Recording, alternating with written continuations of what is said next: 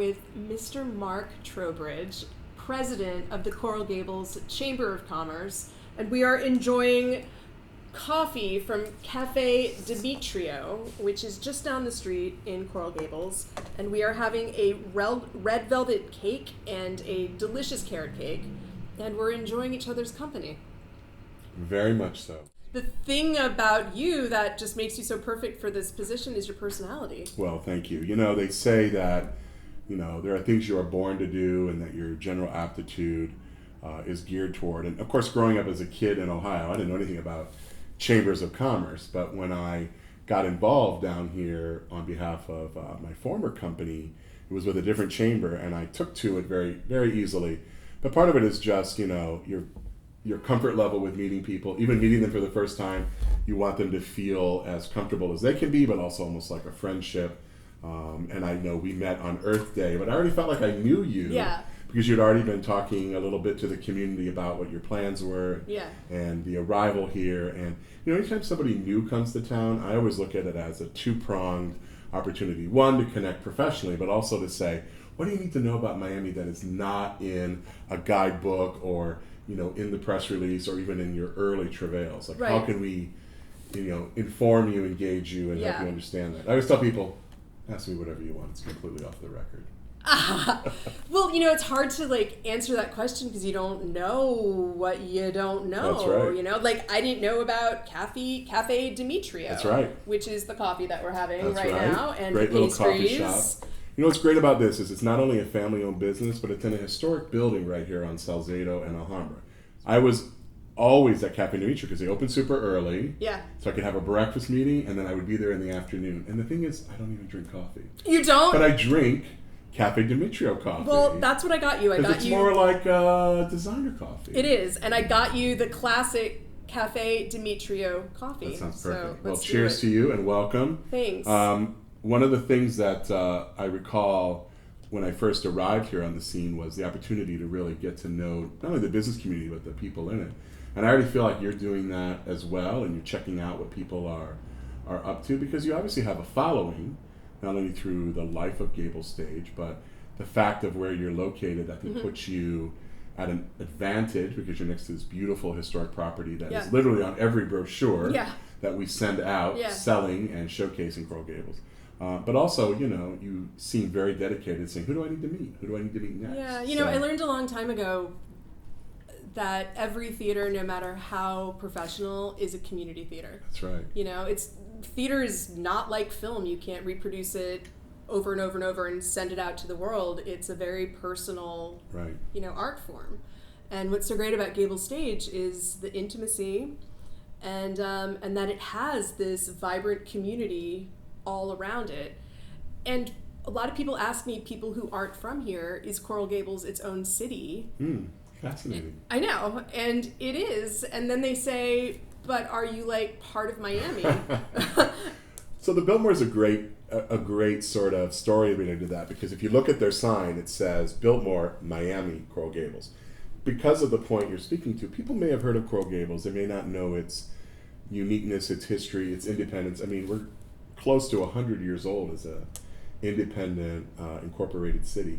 But even cooler than that, which you see, I think, the benefits of today, is that it was the first planned community in all of Florida. So you're going back to the 1920s. You know, Florida is in a boom. It's ahead of, obviously, the Great Depression and the land bust that happened later. But people really saw opportunity. And, you know, Florida, it was, it was certainly a state, but a state of what? And South Florida was so disconnected because until the railway came here, really closer to 1900. So think about it. This had only been, City of Miami was 1896. So when Coral Gables incorporated, it had only been, you know, almost 30 years. So, you know, City of Miami is about to celebrate 125 anniversary. And you think of places like you've been and worked, other parts of the country have been around 300-400 years. We don't have that history, and we don't necessarily have that sort of feeling and makeup when you come here. So when you arrive, it's like, what do you want to get involved in? What do you want to do? Yeah. Not wait in line until someone steps away or, you know. Right. It's still like a young community in many ways. It is. And so, you know, in our role at the Chamber of Commerce, I think, you know, we do the very traditional things of working with businesses, but I think we veer a little bit out of that lane because we want to support our nonprofits, our cultural institutions, because we see the direct correlation between quality of life and why you'd want to live and work here. I read that Coral Gables is one of the top 10 places in the world to live in for quality of life, and also that it's one of the top 10 most romantic cities in the country. Well, I can tell you and vouch for the first. It's also been a top tier city to start a small business. Oh, really? And I think that has a lot to do with, what we do between the chamber and the city, and our beautiful commercial space. I like the romance idea. Now, my feeling on that might be twofold. We have a lot of great bridal shops and businesses that support that. So people will come here to buy their dress. My niece, who lives in Toledo, Ohio, flew down here and bought her dress on Miracle Mile. Right. Because she's like, how have you never told me this? I said, well, I'm not in the business of buying a lot of wedding dresses. But we do have a great cross-section. And I think there's a lot of great romantic restaurants. The Biltmore is a wonderfully romantic place. I mean, that was built in the same era as the founding of the city by the same gentleman who founded the city. He built the hotel in 10 months. I think another part of why Coral Gables, aside from the many wedding dresses available in this town, is considered a romantic city is because of all the parks. Sure. There's so much greenery, and it's such a livable city, not to mention the adorable houses like the one my husband and I were fortunate enough to buy. Amen. It's so cute. So I read your bio, and you have obviously been in the community for a long time, starting with the University of Miami. That's right. And I saw that you were, I can't remember the name of the award, but I knew enough to know that it was the student body that awarded that to you. Yes. And that's incredible. I got very lucky. I went to school at the University of Florida, and my family had moved to Florida when I was in high school. So I thought, I probably want to stay in Florida. I hadn't really experienced other than a young student.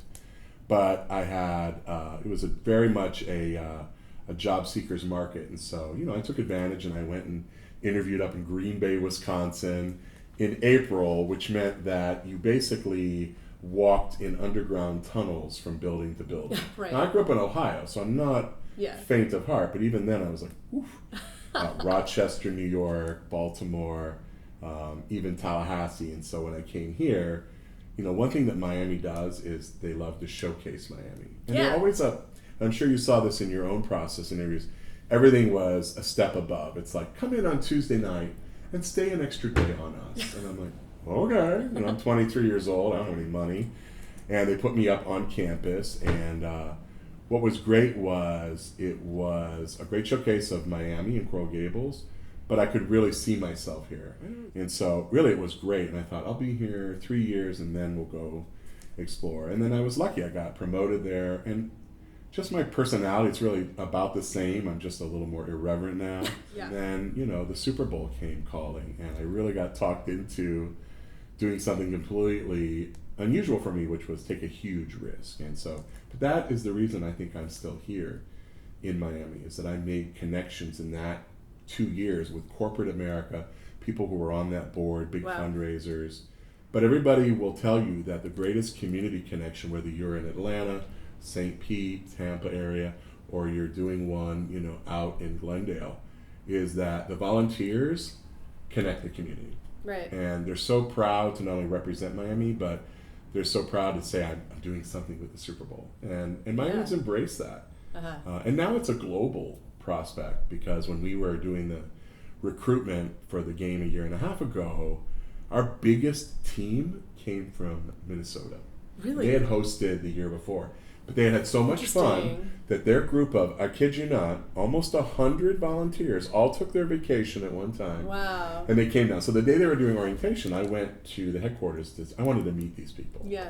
And I'm like, and it wasn't hard to find them because they're pretty untanned in January. And I said, I want to meet the Minnesotans. And I said, did you guys really take time off from your work? And this is pre-COVID, but not that pre-COVID.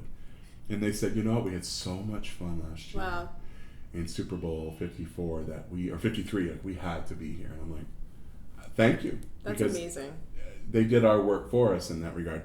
And everything in this town for me has been about relationship building, and that was another step on that path. And so, from there, I went to work for one of our board members, and that opened it for the next kind of 3 jobs, including this one.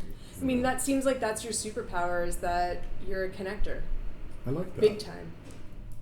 I met you because you were kind enough to come to my little succulent giveaway on Earth Day, which was like we gave away 400 plants in an hour and a half. That's pretty cool. It was amazing. You guys were there early because it was like 8. We were there early. People brought their kids. People brought their dogs on their way to school, on their way to work.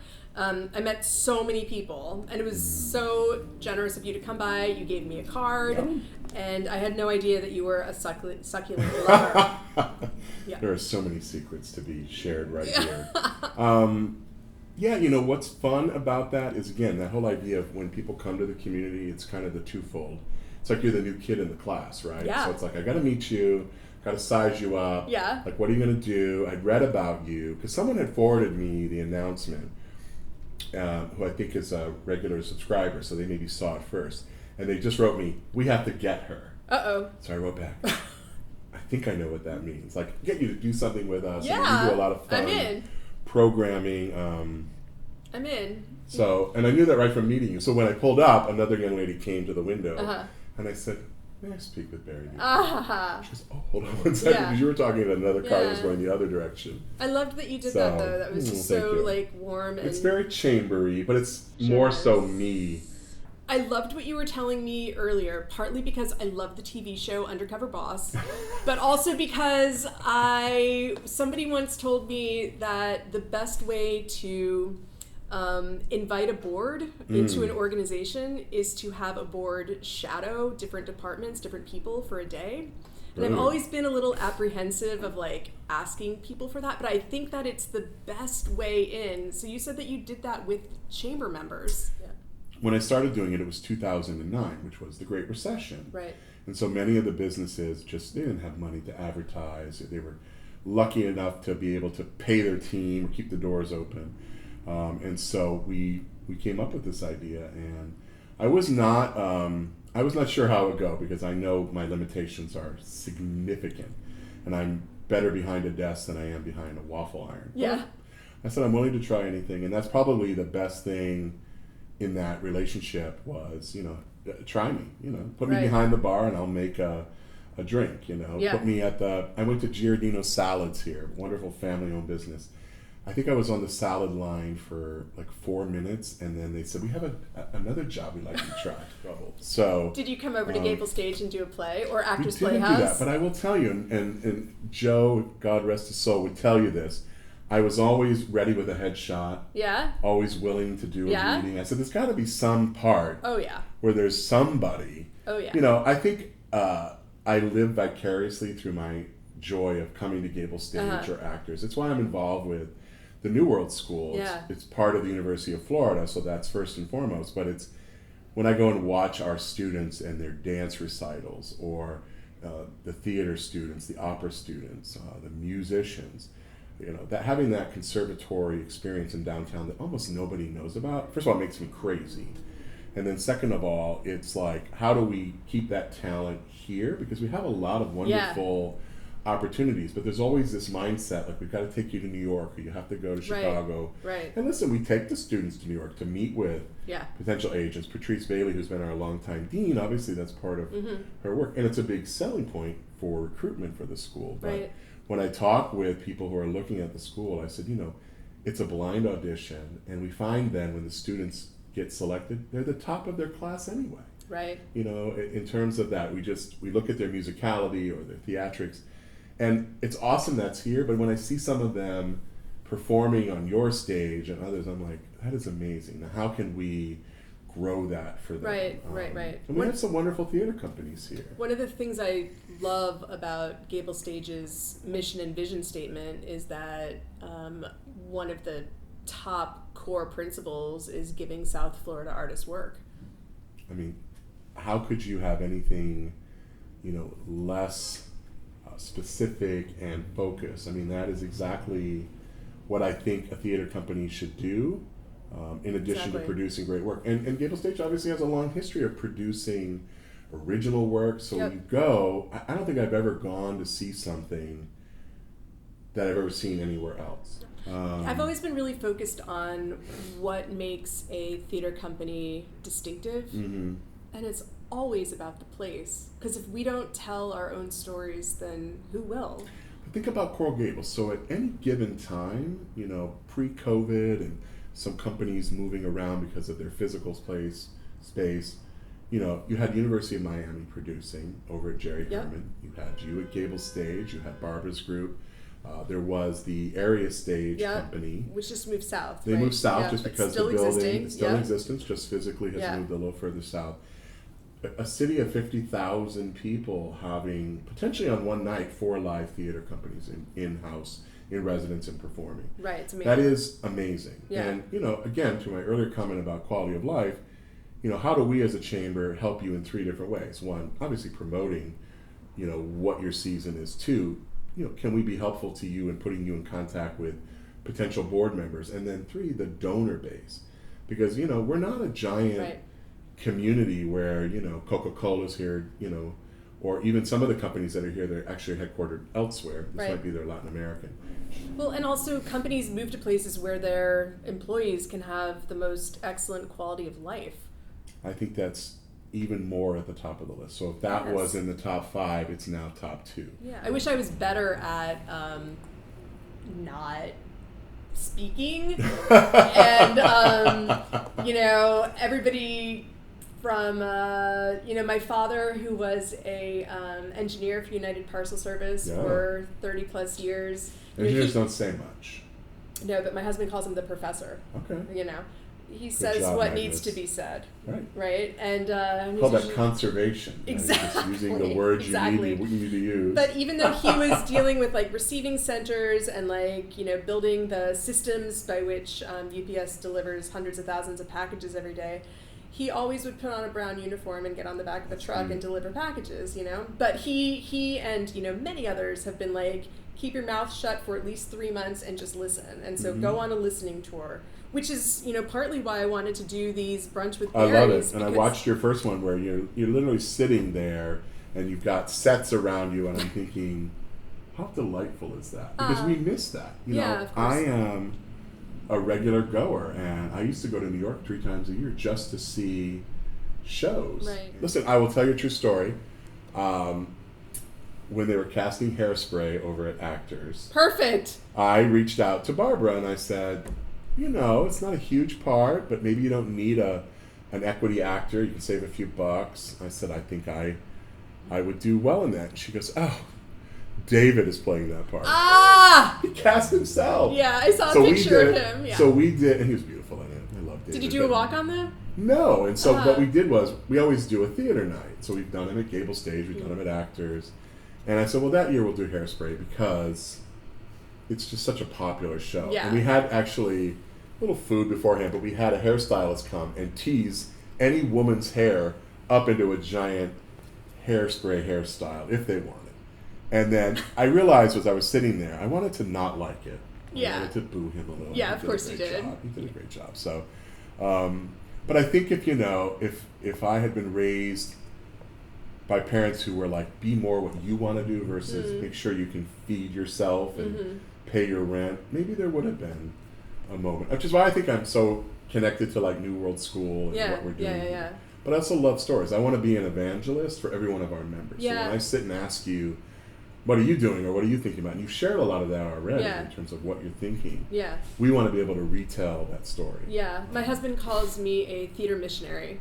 That's nice. It is like so an evangelist is just, you know, totally paid probably more, and it's on TV. Missionaries typically, you know, spreading the good word. Spread the gospel. Yeah. Yeah, exactly. So do you know the first show? I do. And are you saying it out loud? I'm not. Okay. Because I know you alluded to it, but I didn't. That was like 3 weeks ago. So you know. Yeah. Well, I'm super nosy. We'll be announcing. And will you see the season in much the same way? Because you always were a little bit like January through the cycle. Yeah, we're gonna this upcoming year, the season will be November through July. Okay. And that's a long season when you look at what else is going on in Miami. Yeah. But you kind of then get to own June and July, I would assume. Yeah, well, we're going to do 7 projects between November and July, and we're going to have a huge event on October 28th, which will be a tribute to Esther Williams. The Esther Williams? The Esther Williams. So do you know she used to swim at the Biltmore? That's why we're doing it. We'll be doing it at the Biltmore Pool. Very nice.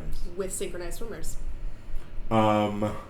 I'm totally bringing my bathing suit. Yeah, you are. I'm sure there's a spot for an anchor unit. You got it, buddy. Oh, yeah. So you know, that was the heyday. Yeah. You look at that platform that now is really a waterfall. Yeah. She came, they paid her. She was in and Johnny a little Weissmuller. older. And Johnny Weissmuller, who played Tarzan. Yeah. I don't know if they ever were together, but they came because it was the elite who would come to the Biltmore and they would fox hunt. So if you're ever out on the golf course early in the morning, yeah, I've heard, in the gloam, you will see some of those red foxes that were brought here and then bred like crazy. Yeah. Because they've never obviously been able to find all of them. But that goes back, 90 years, 80 years. Esther Williams probably was swimming in the, 40s? Yep. I think that's a cool thing. So it's super cool.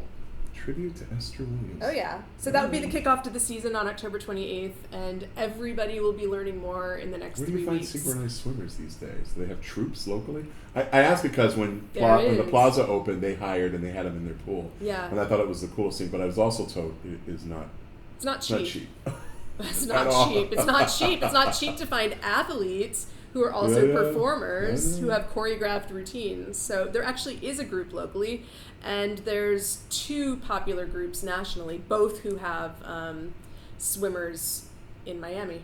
That's incredible. Yeah. And they kind of know the whole Esther Williams. Yeah, they have like whole routines. Yeah, when I tell people that if they're of a certain age, they have no idea. I know who she is. They might know Johnny Weissmuller, but they certainly know Tarzan. But they never realized that Tarzan really was this very choreographed show when it was early on. I mean, he was really a trained dancer. And yeah, he was a Mr. Universe. Oh, yeah. Yeah. He was pretty good looking. Totally. Yeah. I'm all for that. But we're not having a Johnny Weissmuller. We're not. That'll be the next year. This year, we're going to open with something called Splash, and it will be a tribute to Esther Williams and a season kickoff. And then that will lead you into November. When do you think you'll announce November? We're going to announce the whole season in 3 weeks. All right, in 3 weeks. Yeah, and I think it's a great season. Thanks so much for spending so much time with me. Thank you. Appreciate you.